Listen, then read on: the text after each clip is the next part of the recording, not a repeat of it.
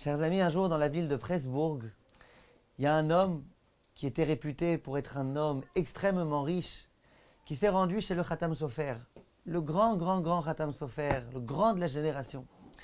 Il lui a dit que Vodarav, écoutez, j'aimerais s'il vous plaît vous demander une bracha, une bénédiction. Moi je suis connu et reconnu comme étant l'un des hommes les plus riches de la ville. Mais voilà que ces derniers temps, mes affaires ne vont pas du tout. Je rencontre énormément de problèmes dans ma parnassa. J'ai énormément de mal, j'ai des dettes impayées, j'ai des problèmes, j'ai des soucis, et puis je suis vraiment en train quasiment de devenir pauvre. Alors Vodarav, j'aimerais s'il vous plaît avoir votre conseil, votre bracha, et puis que vous me disiez quoi faire. Le Khatam Sofer à ce moment-là lui dit, tu sais, j'ai entendu dire qu'il y avait un homme ici dans la rue qui est extrêmement pauvre, qui a beaucoup besoin d'aide, et qui a essayé ces derniers temps de te solliciter, et à ce qui paraît, toi, tu n'as pas voulu l'aider. Je ne sais pas si c'est vrai ou si c'est faux, mais tu comprends qu'il y a un problème. Alors cet homme-là, il s'est dit, mais je ne comprends pas, le Rav, il ne comprend pas ce que je lui raconte. Il s'adresse au Rav. Il lui dit, écoutez, Vodarav, je suis en train de vous dire que j'ai moi-même des problèmes, des grandes difficultés ces derniers temps, que je ne m'en sors pas, que je ne sais pas comment je vais faire pour m'en sortir. Et vous me racontez maintenant, voilà, tu sais, il y a un tel et un tel et un tel, etc. Celui-ci a besoin, celui-là il a besoin. Mais c'est moi qui ai besoin pour l'instant. Le Rav, il lui a dit, écoute, je vais te dire un petit ridouche sur la paracha de Vaïra. Dans la paracha de Vaïra, la paracha de la semaine, Akadosh Baruch Hu, au moment où il annonce Bezrat Hashem, la sortie d'Égypte, il dit Vegam ani shamati et naakad bnei Israël asher mitzraim ha'avidim otam. Et voilà que moi aussi, Vegam, moi aussi, j'ai entendu le pleur des Bnei Israël qui sont en train de gémir au moment où les Égyptiens sont en train de les asservir. Dit le Khatam Sofer, le mot Vegam, ça vient pour inclure quelque chose. Surtout que dans le Passouk, ce n'était pas obligé de dire Vegam. Le mot et, il vient aussi inclure des choses.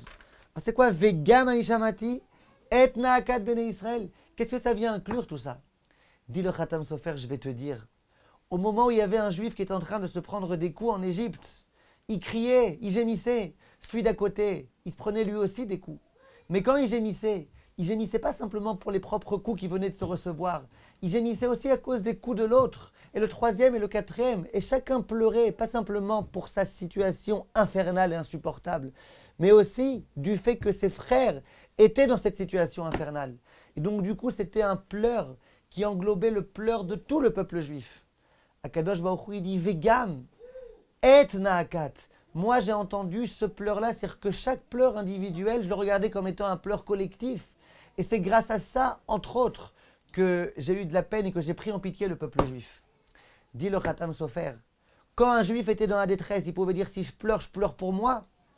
L'autre, comment tu veux que je pleure pour lui alors que moi je suis dans ma propre détresse? Eh ben non. Les Bnei Israël, quand ils ont pleuré pas pour leur propre détresse. Alors qu'ils étaient au fond de leur détresse, ils pleuraient aussi pour la détresse de l'autre. Et c'est ça qui a aidé. Toi aussi, mon cher ami, je sais qu'en ce moment, tu es dans une détresse financière importante, mais il n'empêche que tu dois te préoccuper de l'autre. Et si dans ta détresse, tu te préoccupes de l'autre, c'est là que tu as le plus de chances qu'Akadosh Baruch Hu écoute votre détresse. Que ta détresse personnelle devienne une détresse plurielle et collective. Et c'est d'ailleurs ce qui est écrit dans la Gemara explicitement. Lorsqu'un homme voit que ses biens commencent à ne plus tellement aller, qu'il a des problèmes financiers, c'est à ce moment-là qu'il faut qu'il fasse de la tzedaka. Alors on peut s'interroger, mais c'est bizarre. En ce moment, ça ne va pas bien, c'est maintenant que je vais faire de la tzedaka. Quand ça ira, je donnerai. Non, quand ça ne va pas, tu donnes. Parce que quand ça ne va pas, tu te préoccupes de l'autre, et bien vous êtes deux pour lesquels ça ne va pas qui est en train de prier. Et quand je me prie, il écoute beaucoup plus la tefila. Quant à tous mes chers amis, et à très bientôt.